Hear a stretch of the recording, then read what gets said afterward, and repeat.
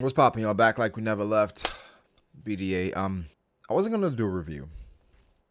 I really wasn't. I thought about it. Said, you know what? I probably need to do one.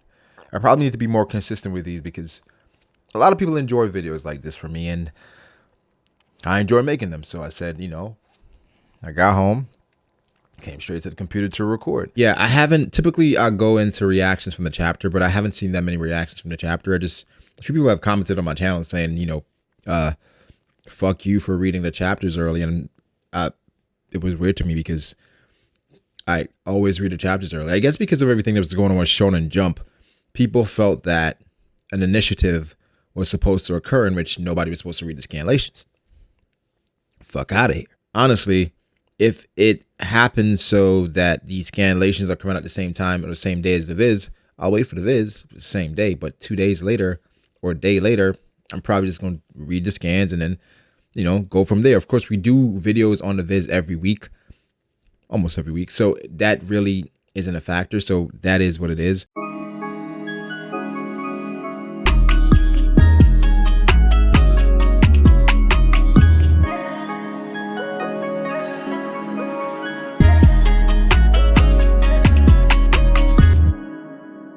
Touch on the cover page a bit. I really don't like talking about the cover page because they're not, well, at least these fan requests, because they don't really matter as much. This is Frankie. Luffy apparently, and Luffy and Kid, they're getting a lot of praise because of everything that's transpired, and they're obviously the star prisoners, and a lot of the prisoners, they're looking up to them. Even the grandpa that got saved by Luffy, he's even offering his thanks. So Luffy, I'm not sure if this is an aesthetic that Oda is going for, it's intentional, or this is just something that's going to be short-lived, because we've seen this before where there'll be a slight change in the Straw Hats and then it revert as the time goes on. So with Luffy, he looks considerably thicker. Okay, bulkier. He looks a bit bulkier, in which it looks like the training he's been putting in, it's kind of paying off. And I like the sound of that, and I like the idea of that because that indicates strength and it shows development in regards to his strength. So when we see him do things going forward, it can be attributed to the things that he was doing at this quarry. Raizo shows up, and the thing is with Raizo, I was worried about Raizo being the one to save them because I expected a gag in some way in which the Straw Hats or which Luffy will get out, and it would be somewhat of a lackluster, right? Because with Luffy and Kid and how they dominated the smile user or the headliners, it kind of removed some of the danger that we had around this entire situation where Luffy being in jail, Kid being in jail. It's inevitable for them to get out. Of course, we knew that based on plot. However, you would expect some level of danger, and I still think there's some. However, with Raizo being there, which for me, Raizo is kind of a gag character, I'm kind of on the fence with it. I'm kind of on the fence with it. Hopefully, it lives up to its billing, and it does provide some level of danger that they have to overcome. But with Raizo, again, being a gag character, I do not expect much. I expect it to be a nin smoke and then they're out of there. Something of that sort. Hopefully that's not the case. But Raizo is there, and he says he knows where the handcuffs are. He knows where they are, but they're in sea stone, or the keys to the handcuffs are in a sea stone box. I don't know. I'm trying to think, do I dislike Raizo? I don't dislike Raizo. I just dislike some of the timing of comedy in One Piece at times.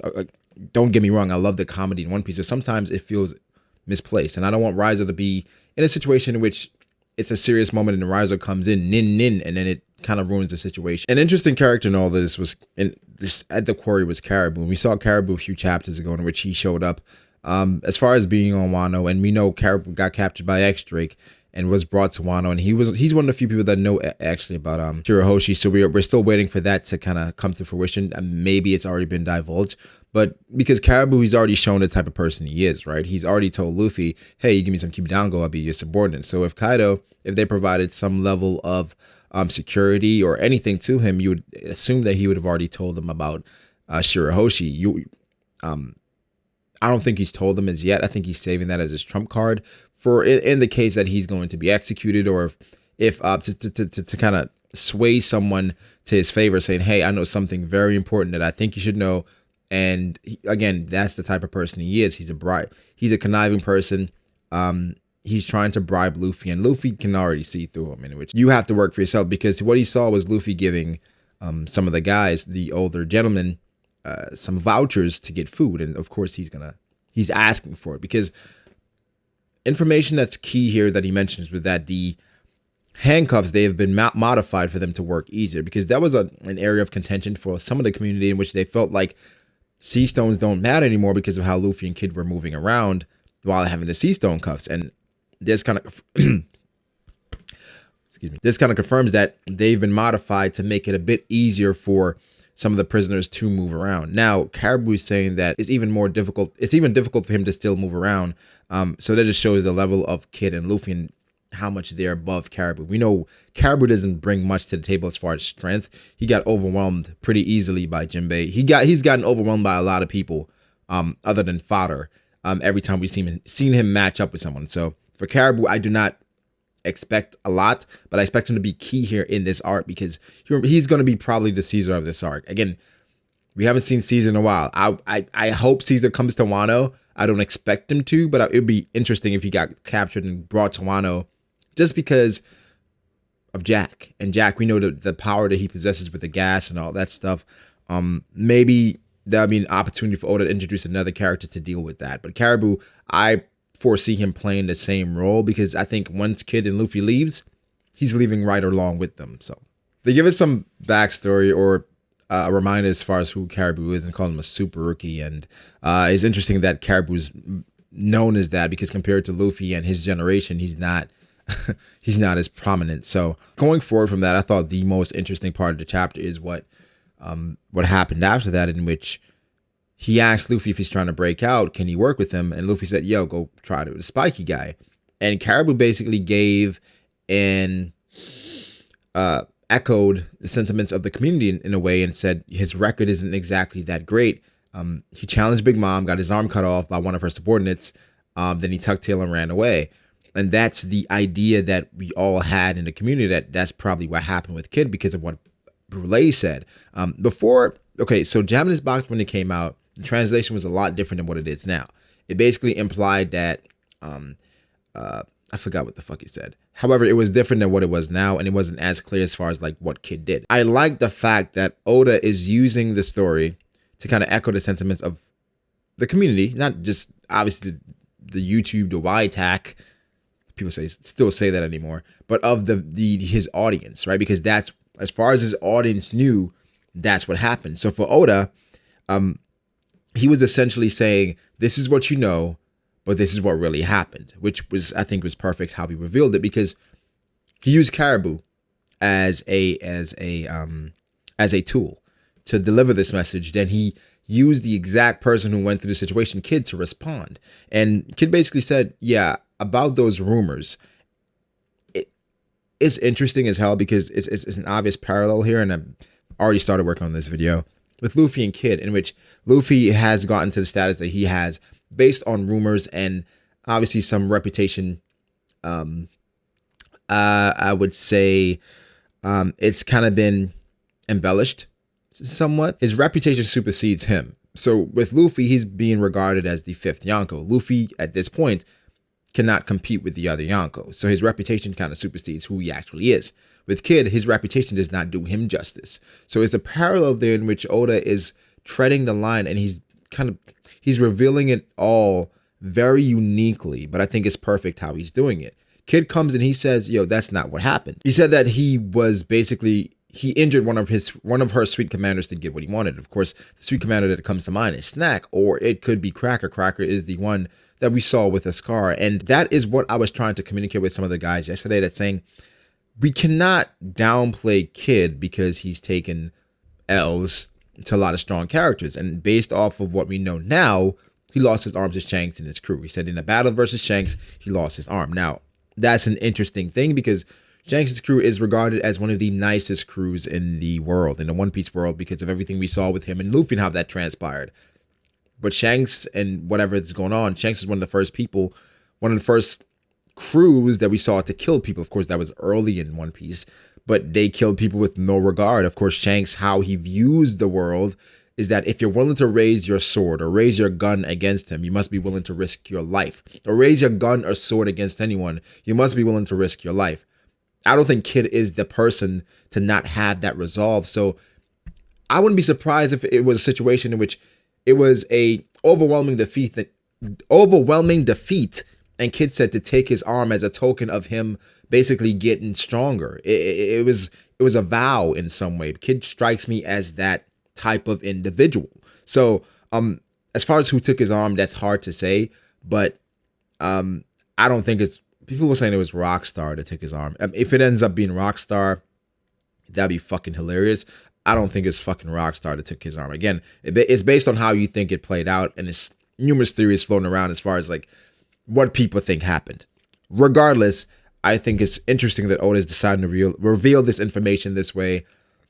I'm interested to know more about Kid. Again, this is a video I'm going to work on as far as what everything, because I think we've kind of forgotten everything that Kid has been through, and it's kind of blotchy a little bit because people remember some things, they don't remember some things. So I just want to I want to drop a refresher to go through exactly Kid's journey to where we are now and kind of compare and contrast with Luffy's, because with the community and with anyone, the viewer, the reader, you are going to compare Luffy to Kid.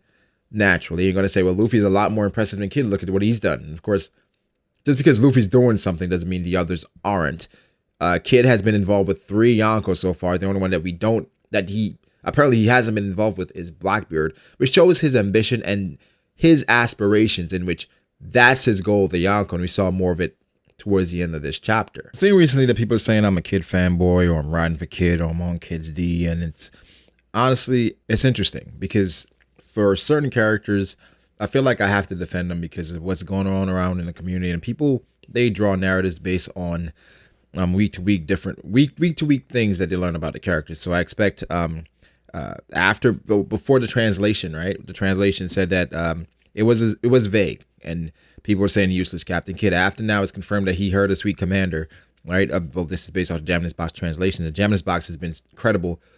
I can't think of a time in which translation was ever wrong to the situation, to the point that we were like, oh, that they were just completely wrong. That's never happened with Japanese box. So I trust them with them saying that he heard a sweet commander. And with that, I want to see what people say now. So for me, I defend characters in which I feel like the community is drawn a conclusion based off of a false narrative. So for Kid, I feel like the community drew a conclusion off of him with Kaido, drew a conclusion off of him losing an arm. And I think the community doesn't really look at the big picture. The community looks at week to week, and whatever's the talk of the town, they're going to hype it up and go based on that. So for me, I try to be objective as possible. Of course, I get caught up in it sometimes. I'm not perfect. But when I see something as out of place as people shitting on Kid, but then hyping Luffy, it's absurd to me, because based on what Oda's trying to portray, Kid is probably the only supernova that we've seen that's shown as much moxie as Luffy has, and has somewhat the cachet to stand on the same level as him. Even Law, for a moment, he can't even say the same thing, because Law has somewhat given up, based on giving credit from Doflamingo saying, oh, it wasn't me, it was Straw Hat. And certain things that Law has said has kind of indicated that Law is somewhat looking up to Luffy. Of course, Law could switch at any time because of the type of person he is. Keep things close to the vest, and he can move at any time. Very cunning individual. Kid has the same stuff Luffy has, but he's on the other end of the spectrum. And with that, you have to appreciate and like that. So for me, I like that. I appreciate that. And it's not even about Kid as a character, because Kid, for me, the top 10 character list right now, he's not in there. But the reason why I like Kid as a character is because of another perspective that we would not ever get from Luffy. So another interesting dynamic that I'm going to get more into in my Kid and Luffy video is that Luffy owes Shanks, right? Luffy owes Shanks for losing his arm. Kid owes Shanks for losing his arm. So if, say, after Wano, they both go to Elbaf, because I think Kid is going to get wind that Luffy probably has a poneglyph, and then the next, I think Kid definitely has a poneglyph or 2, right? He's going to get wind of that, and he's going to follow Luffy to Elbaf. And if they do meet Kid there, and Mr. Morge made an awesome theory about Shanks, Elbaf being Shanks' arc, and I agree with that. If that is the case, the greeting that they would both give Shanks completely different for almost for arms, right? Luffy again owes Shanks, but Kid owes Shanks as well. Again, the dynamic that Oda is setting up is one of the most beautiful and well thought out dynamics, because we have not seen it. We've been yearning for it from the Supernovas, from Law, and we wanted it from Capone. And we're searching to see what X Drake does. Of course, Hawkins, he's a wild card. For Kid, he came right out and said that I'm going to take down Kaido and I'm going to gain all the notoriety from it. And Luffy said, no, you're not. It'll be me. It's kind of weird from Luffy because Luffy doesn't normally chase things like that. But I don't think Luffy was replying saying, I'm going to gain the notoriety. Luffy was replying saying, I'm going to take down Kaido. Where Kid, again, shows more depth to him than Luffy already. But of course, Luffy, that's not what we look to Luffy for. We have other characters for that. So, quick side note, I saw something that's been kind of trendy. Was a video talking about how One Piece is trash. It was a typical YouTuber. I'm not even going to say this guy's name because I don't think he deserves to be mentioned at all. I watched some of the video, lost me at the idea or at the simple fact that you think going from island to island is repetitive, and why can't you just go and find the One Piece? You're a simple-minded individual that can't even understand the simplistic nature of how a log pose works. So from that, I can't even take anything you say seriously. Of course, this could be a troll channel. But drawing the conclusion that going from arc to arc or from island to island is repetitive and it's drawn out and you don't understand the idea and what One Piece is trying to bring to the table. So I think everybody has a right to like what they like. So I can get mad at anybody liking or disliking One Piece. But when he spread false narratives and give wrong information in regards to different things, like as far as why is Luffy able to hit people because he's rubber, like Luffy hitting people, it shouldn't hurt because he's rubber, not knowing that rubber can be different types and take different forms is insane to me. But again, it could be a troll channel. I'm not even going to mention what the video is, who the person is. If you know it, you know it. I just had to mention that because that was on my mind. Now back to the chapter. Okay, in regards to Komurasaki, I thought this is really interesting because of the fact that Komurasaki, we drew our conclusions about her. And, a lot of people are saying this his theory, and I'll talk about her a bit later. First, I want to talk about exactly the situation, the flashback with her and the old man. So this old man, basically she played him and she got everything out of him, in which he sold his warehouse, his family, everything to give her money that she said she needed to buy her way out of the Shogun's grasp. Now, in the discussion, a lot of people were saying that she took advantage of him. And for me, I said, no, she did not. The reason why I said she did not take advantage of him is because it's a level of, I guess, responsibility that you must have in situations like this, in which you cannot sell everything you have for one person, a woman, a prostitute, and then be viewed as the victim. In situations like this, you have to look at the victim and look at the situation in which could this have been avoided. Even in the situation, she even gave him the opportunity to put this in writing, and he declined. So as much as you can say he was victimized, he was idiotic. He was an idiot. She preyed on him for sure, right? But I think the level of I will not blame her for that. After you sold your warehouse, then, okay, you gave her the money, then you sell your family. I guess that strikes a chord with me, in which you're willing to give up your family and disown your family for this person, disown your body and your health for this person that you really don't know, right? And obviously this isn't the first person that she did that to, but the thing is, I have to put a level of blame on the man. And the reason why a lot of people are saying they blame the woman, right? And the reason why I don't blame the woman, because I was looking at it from another perspective. And it was interesting. The question was asked, if this was Sanji, would he have fallen for that? And the thing is, if this was Sanji, you're not blaming the woman, and you wouldn't say that the woman took advantage of Sanji. You would say Sanji was a dumbass.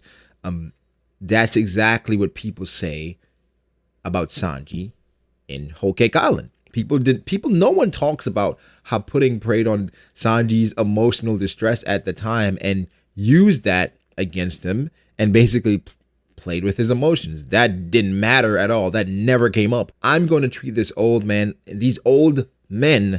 the same exact way. You got played. And the thing is, you got played in a way that was so obvious that you were getting played because you weren't getting any play.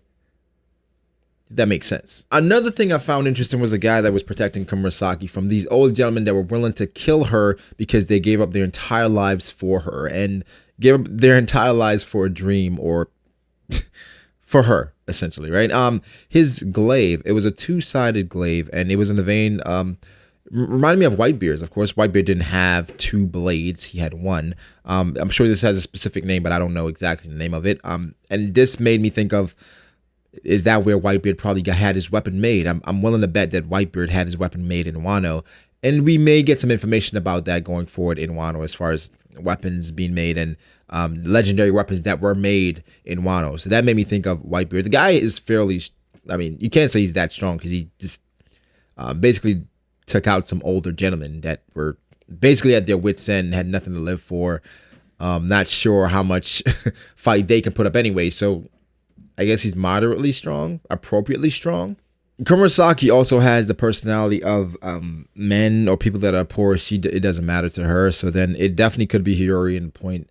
In the fact that she grew up poor. She grew up by herself. She had to do things to get around, and being poor hurt. And for her, she did everything she could to not be poor anymore. Of course, it's in the vein of Nami, in which Nami was doing things to make sure she could free her country. Hiyori could be doing these things to somehow free herself, in which she's collecting this money to free herself, and she's actually saving this money. She said she spent it all, but I think eventually she wants to do something noble. Of course, that's typical for One Piece characters, so I expect her to have a change or a switch or a twist at some point. We thought she was really tall, but she's really walking on stilts, and she's pretty beautiful. I can't think of a character she looks exactly like. Oda has definitely been experimenting with different women and how they look in this arc, because even in the panel next to her, we see a woman, and that's a completely different face than we've never seen before. So of course it's a fodder and we don't know exactly who she is. So I like where Oda is going with the different, I guess, models of women that he's using. Again, I can't think of anyone that she looks exactly like. The closest is probably Violet, but the face structure is a bit different. Violet is a bit cuter. I think she's okay. Not Boa, or Nami or Robin, but she's fine. She's fine. We'll see what's to come from the Wano's #1 prostitute. In typical Oda fashion, he gave us some hints as far as like Momo and his sister, the very next panel, in which Momo talked about having a sister. And Tama, it's funny that Momo and Tama, they're developing a relationship in which Tama, she's comfortable just calling him Momo. He's like, Momo, do you know who I am? So he still has that God complex personality as far as royalty.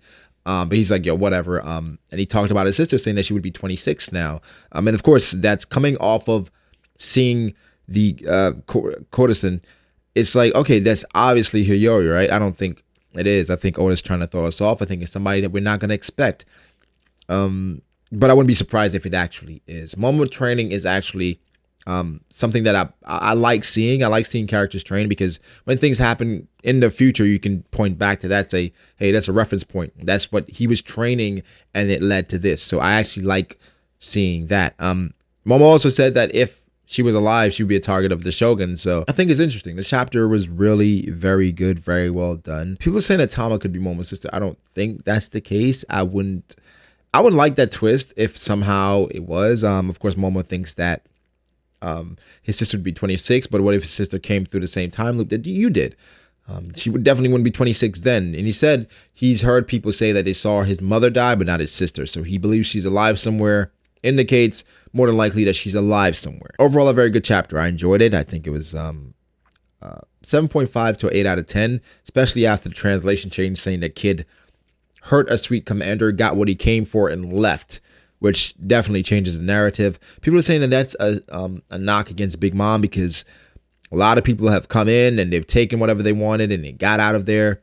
I mean, yeah, but Big Mom's network, again, the reputation, and I think that's going to be in a lot of One Piece characters, the reputation of these people is not going to be exactly what it is because you're going off of rumors, hearsay, and you know the game telephone. The more you tell things, the different the situation changes. It embellishes or it gets worse.